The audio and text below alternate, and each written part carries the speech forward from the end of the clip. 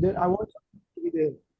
When we talk about bonding, obviously, this is a chemical linkage. Substances, when they get chemically attached together, that is when the bond is formed, the chemical bond, right?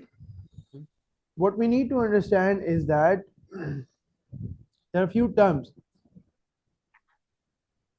Why does bonding take place? Why does it takes place?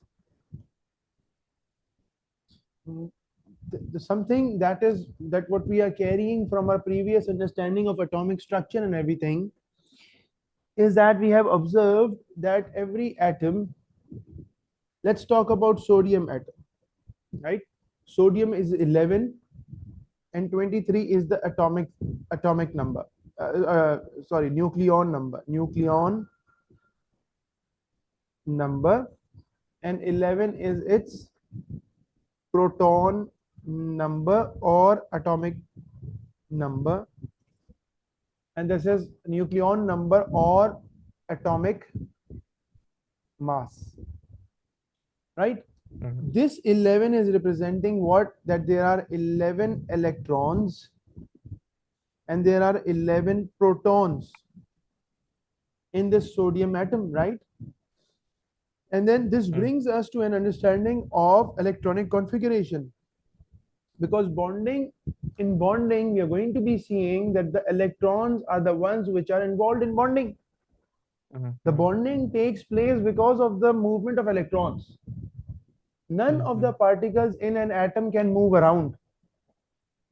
Okay, none of the particles of an atom can move around. Only the electrons can move around, and the movement of electrons is in an orbit around the nucleus, right? But there is another movement that takes place. Sometimes these electrons, they get excited and they go out of the orbits.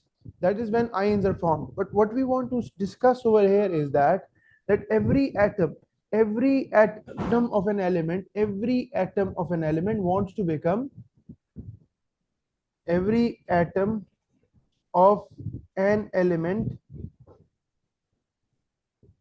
wants to become or achieve, wants to achieve octet or duplet configuration. What is an octet configuration? An octet configuration is when the last shell has 8 electrons, or duplet is the one in which the first and last, the first shell being the last shell, has 2 electrons. This is what every atom is trying to achieve. You understand?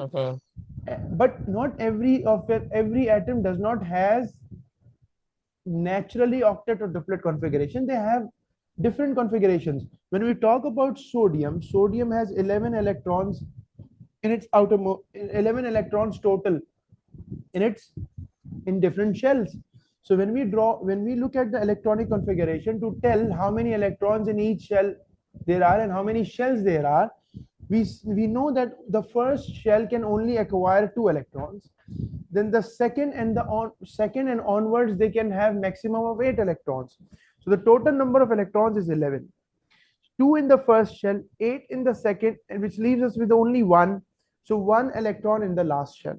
Now you see the last shell has 1 electron. What does every atom wants to achieve? What is that every atom wants to achieve? Every atom wants to achieve an octet configuration. It wants this last shell to have either this last, it wants the last shell to be of 8 electrons, whether this one or the one which is previous one. No, it doesn't matter. It wants its last shell to be of 8 electrons. So if you look at it, it's very difficult for it to gain 7 electrons, isn't it? It's very difficult for sodium atom to get 7 electrons in its last shell to become 8 electrons. So what does it do? Rather, it loses an electron. It is going to lose an electron, leaving these 2 shells behind, which makes the last shell as the octet one. Do you understand this?